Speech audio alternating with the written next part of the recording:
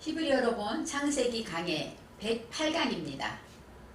오늘의 말씀은 창세기 12장 17절로 20절까지 말씀입니다.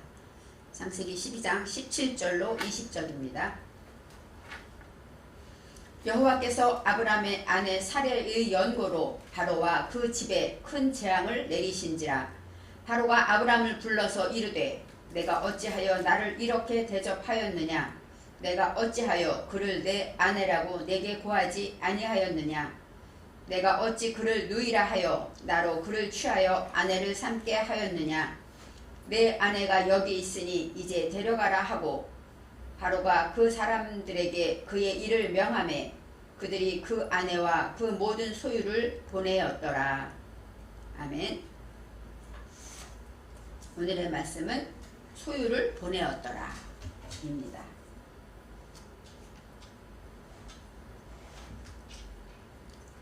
하란에서 아버지가 돌아가신 후에 열심히 아버지의 하던 우상 장사를 하고 있는 아브람을 하나님이 부르셨고, 또 하나님은 언제나 아브람과 함께 하셨습니다.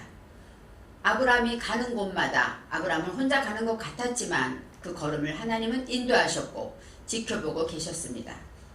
아브람이 세겜 땅 상수리 나무에 이르렀을 때 그때서야 하나님이 말씀하십니다. 내가 이 땅을 내 자손에게 주리라. 하나님은 가나안 땅으로 가라 하고 가르쳐준 것이 아닌데 아브람은 아버지가 가려고 하던 가나안으로 아마 방향을 정했을 수도 있어요. 그러다가 세겜 땅 상수리 나무 가나안 그곳에 이르렀을 때 아브라함이 그곳에 이방인들 가나안 사람들이 살고 있는 것을 보고 두려워했고, 아, 이곳이 아닌가 보구나 생각했을 거예요. 그때 하나님께서 말씀하실 때 나타나셔서 이 땅을 내 자손에게 주리라 하고 약속하셨습니다. 아마 그런 하나님의 약속이 없었으면, 하나님의 음성이 나타나지 않았으면 아브라함은 가나안을 통과했을 것입니다. 왜요? 거기에는 살고 있는 가나안 토속인들이 있었기 때문이죠. 이제 하나님은 순간순간 아브라함을 여러가지 문제와 환난을 통해서 하나님을 의뢰하고 믿음의 사람으로, 축복의 사람으로 만들어가고 계십니다. 베델이라는 곳은 하나님의 집, 베이트 엘로서 하나님의 집이라는 뜻인데, 베델 동편의 산에 옮겨서 아브라함은 장막을 쳤더라. 처음으로 성경에 나와 있습니다. 장막을 쳤다는 것, 물론 아브라함과 아브라함의 모든 사람들은 장막을 치고 살았어요.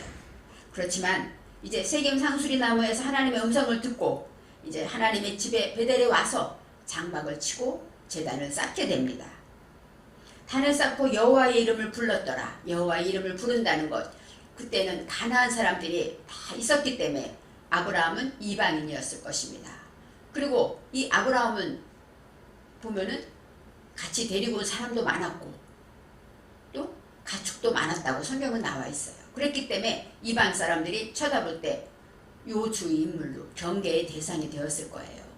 근데 그들이 갑자기 제단을 쌓고 여호와의 이름을 부를 때 가나안 사람들이 정말로 위험하게 느끼고, 아, 이 사람들은 이상한 것을 믿는, 자기들이 믿는 신이 아니기 때문에 그랬을 것입니다. 그래서 오히려 생명의 위협을 느낄 수도 있는 그런 제단을 쌓았다고 생각해 볼 수가 있습니다.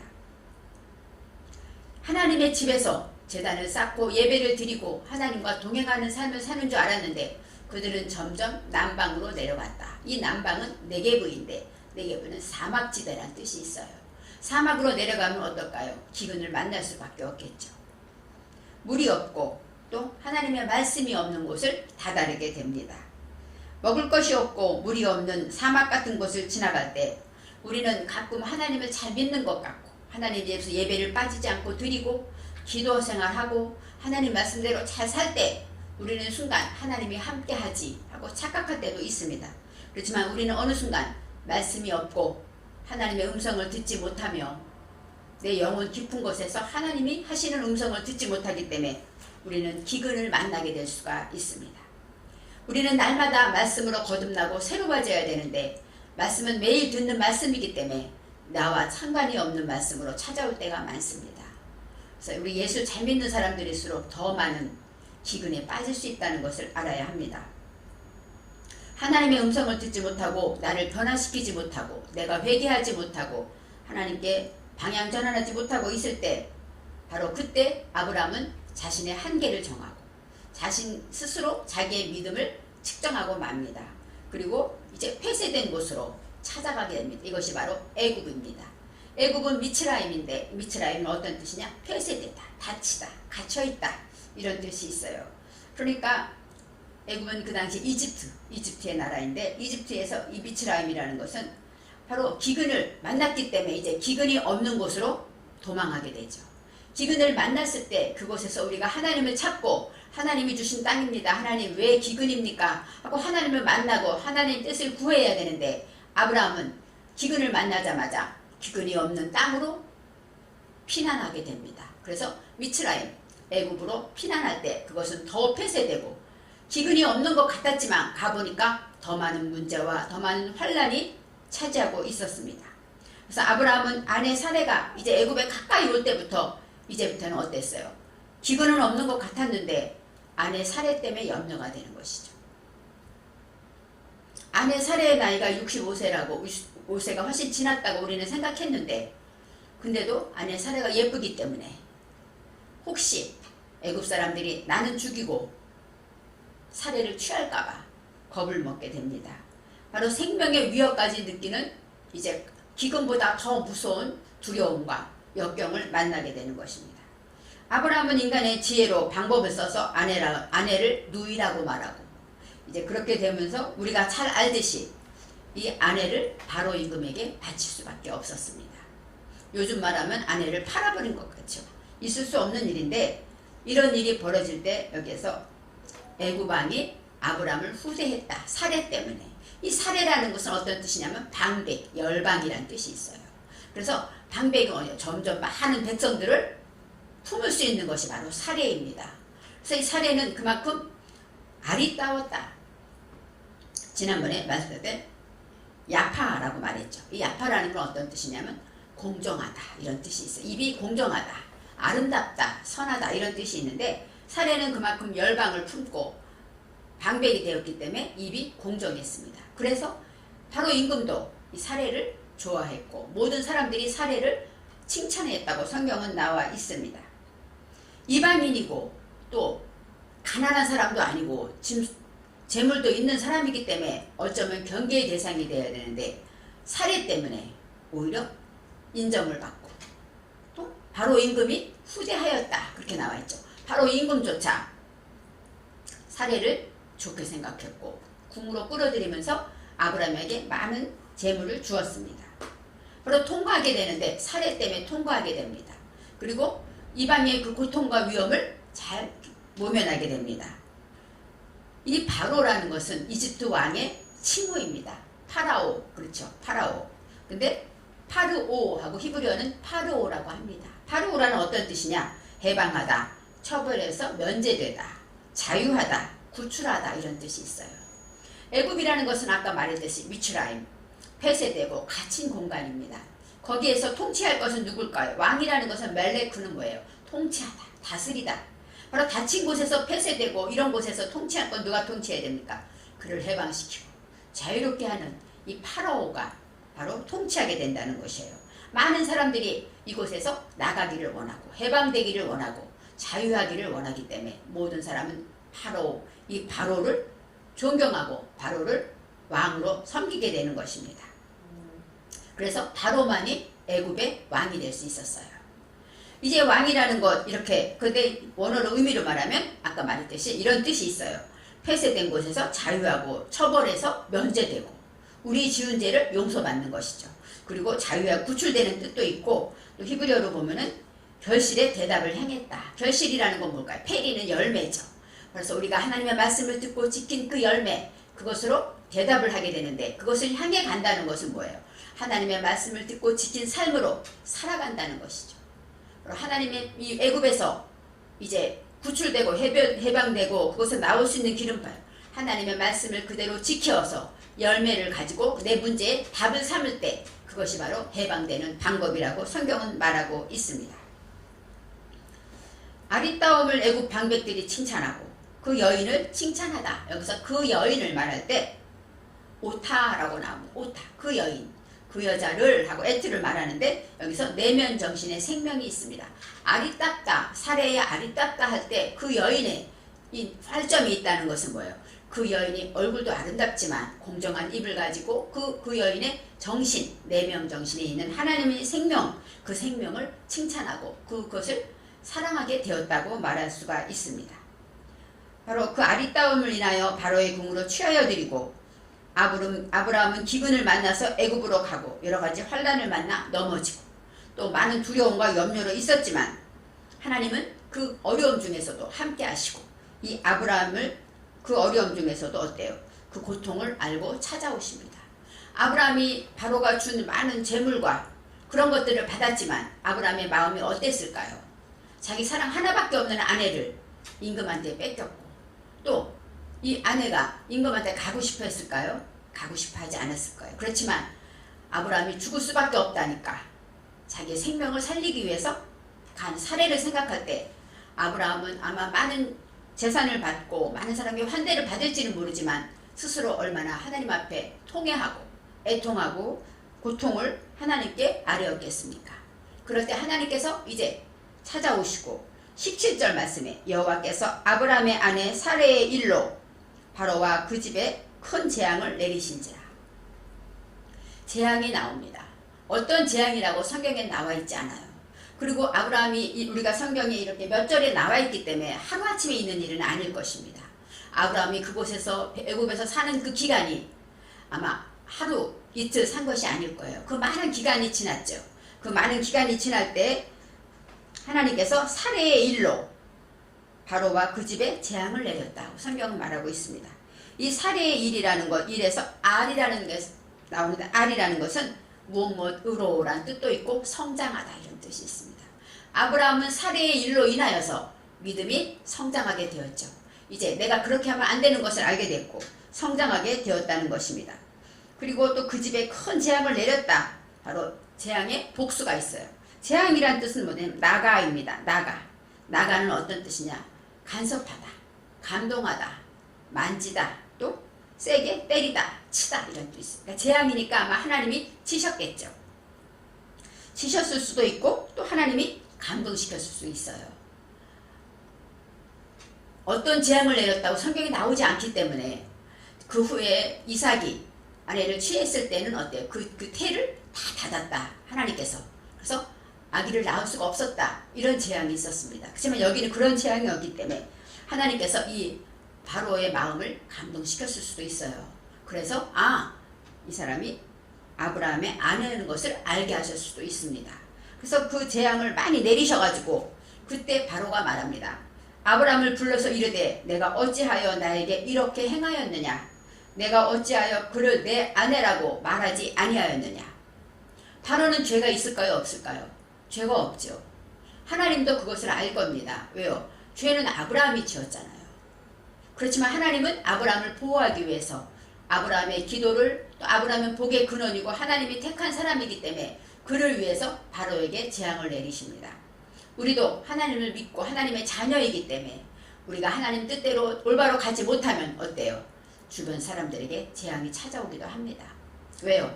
우리를 올바로 인도하기 위해서. 그래서 그를 내 아내라고 말하지 아니하였느냐 하고 정말 바로가 어떻게 말하면 너무 화가 나고 너무 속상하고 사기당한 기분일 거예요. 여기에서 그녀는 내 아내다 이렇게 말하지 않았냐 하면서 네게드라는 것이 네게드는 명백히 내 앞에서 분명히 정면에 말하지 않았느냐 하고 말하는 거예요. 내가 물을 때 너가 왜 그녀는 내 아내입니다 라고 말하지 않았느냐 하고 책망을 하죠. 그럴 때 키 위시트카 후 나오죠. 키 왜냐하면 그녀는 내 아내이기 때문이다 이렇게 말해요. 그녀는 내 아내인데 왜 내게 그렇게 말을 하지 않았느냐 하고 바로가 이제 아브라함에게 말하지만 성경에서 아브라함이 어떻게 대답했다고 나오지를 않습니다. 19절에 내가 어찌 그를 누이라 하여 내가 그를 데려다가 아내를 삼게 하였느냐? 내 아내가 여기 있으니 이제 데려가라 하고 이제는 어때요? 아내를 도로 아브라함에게 줍니다. 그러면서 아내를 삼게 하였느냐? 그것이 바로 라카, 라카는 라카후 취하다, 아내를 삼다, 소유하다 이런 뜻이 있습니다. 그래서 그를 여기서 아까 말할 때 내면 정신의 생명이 8점이 나와요. 그래서 오타가 다시 나옵니다. 오타, 그를 아내로 삼았다. 물론 아내를 우리가 이야기하듯이 바로가 궁으로 끌어들여서 아내를 삼았을 수도 있습니다. 그런 뜻도 있고 내면 정신의 생명이 아름답고 선해서 어떤 나의 도움이 된다. 이 아내라는 것은 그런 뜻도 있습니다. 그 다음에 내 아내가 여기 있으니 베아타 힌네 유시테카 나와요. 베아타 바로 지금, 이제, 지금 하나님의 때가 된 것이에요. 이제는 여기 있다. 내 아내가 여기 있다. 그리고 데려가라 하고 이제는 바로가 아브라함에게 아내를 줍니다. 아마 애굽에서 소문이 났을 거예요. 왜냐하면 애굽의 대신들이 바로에게 사례를 보냈기 때문에 소문이 났는데 알고 보니까 아내였대. 이렇게 났을 때 어땠을까요? 아브라함은 아마 돌려 쳐 죽었을 수도 있을 거예요. 왜냐하면 거짓말을 힘도 없고 이방인이 와서 왕에게 감히 거짓말을 하고 그것 때문에 재앙이 찾아오고 문제가 있었을 때, 그렇지만 하나님께서는 이 바로에게 그 마음을 깨닫게 하시고 바로에게 명령하게 하십니다. 소문이 많이 나서 그렇지만 하나님은 어때요? 아브라함이 하나님의 방법을 쓰지 않고 기도하지 않고 구하지 않고 애굽으로 간 것부터가 하나님이 원하는 자리가 아니었죠. 그래서 많은 환난을 당해서 하나님께 더 믿음이 성장하게 되고 더 하나님 앞에 기도하게 되고 하나님 앞에 간절히 구할 때 하나님이 그 문제를 해결해 주시죠. 그럴 때 하나님 앞에서 믿음이 성장하고 그 다음에 너무나도 힘들고 고통스러웠지만 하나님은 이 바로를 통해서 어떤 모든 재물과 가축을 내려주시죠. 그래서 이제는 바로 때문에 안전하게 애굽 생활을 할 수 있었어요. 근데 이제 문제가 탄로나게 될 때 이제는 정말 위험하고 어려운 상황인데 바로가 20절에 명령합니다. 사람들에게 그의 일을 명하매 그들이 그와 함께 그의 아내와 그의 모든 소유를 보내었더라. 이렇게 말하죠. 바로 사람들에게 아브라함의 아내와 아브라함을 건드리지 말라고 명한 것이죠. 왕의 명령이기 때문에 어떻게 말하면 다 뺏고 정말 그렇게 하고 싶지만 어쩌면 이 바로가 하나님의 살아계심을 알았을 것입니다. 그리고 아브라함과 함께하는 하나님을 두려워했을 것입니다. 그래서 그 어려움, 정말 나에게 거짓말하고 나를 힘들게 한 아브라함을 다 후대에서 보내고 오늘의 말씀에 그 모든 소유를 보내었더라. 그래서 아브라함은 더 큰 거부가 되게 되죠. 그 사람들에게 명하다, 이것은 야차입니다. 명령하였다. 사람들에게 아브라함의 모든 소유를 보내라고 명령한 것이죠. 건드리지 말고 핍박하지 말고 이렇게 명령한 것입니다. 그래서 그들이 그와 함께 그의 아내와 모든 소유를 보내었다고 성경은 말하고 있습니다. 바로가 애굽 사람들에게 그런 명령을 했기 때문에 바로는 그 어려움이 없이 큰 문제가 없이 아내와 그의 모든 소유를 다 데리고 애굽을 나올 수가 있었습니다. 하나님이 재앙을 내리셨다. 이 나가라는 것은 하나님이 간섭하시는 것입니다. 우리가 원치 않는 자리에 있을 때 하나님의 말씀대로 순종하지 않고 있을 때 하나님은 간섭하시죠. 또 우리 마음에 이러면 안 되지 하는 감동을 주기도 합니다. 그래서 이러다가는 하나님이 기뻐하시지 않는데 이런 감동을 주기도 해요. 그럴 때 애굽에 들어간 아브라함은 바로를 통하여서 하나님이 보호해 주셨죠. 바로가 아니었으면 아마 그곳에 살 수가 없었을 거예요. 바로 때문에 편안히 살았고 재물도 얻었고 가는 길조차 바로 임금 때문에 애굽에서 탈출할 수가 있었습니다. 아까 말했듯이 애굽은 미츠라임이기 때문에 폐쇄된 곳이어서 바로가 아니면 그곳에서 나올 수가 없었어요. 그래서 진정한 회개하고 돌이키며 아브라함이 얼마나 많이 하나님 앞에 회개하고 하나님 앞에 기도했을까요? 그래서 보냄을 받았다. 하나님이 이 바로가 보냈다. 샬라후는 보냄을 받다. 이런 뜻이 있습니다. 하나님이 함께 하심을 바로도 알고 백성들도 알고 하나님을 아브라함이 믿는 하나님을 두려워하였을 것입니다. 폐쇄된 곳에서 갇힌 아브라함, 이 사례로 인하여서 안전하지만 하나님은 아브라함의 고통과 기도와 한숨과 아브라함이 죄악을 돌이켜 회개하는 것을 보시고 하나님이 간섭하셔서 애굽에서 바로를 통하여 풀림을 받게 하십니다. 애굽에서 나오는 길은 바로 없이는 나올 수가 없어요. 이 바로는 결실의 대답이고 자유해주고 우리의 모든 문제에서 우리의 죄를 해방시켜주는 것이 바로 바로기 때문에 그 문제, 내가 묶인 것들에서 이제 하나님의 말씀으로 회개하고 돌이켜서 하나님의 말씀의 열매를 맺게 되고 그것으로 대답으로 살아가는 그 삶, 바로 바로 같은 삶으로 통치하게 될 때 애굽을 나올 수가 있는 것입니다.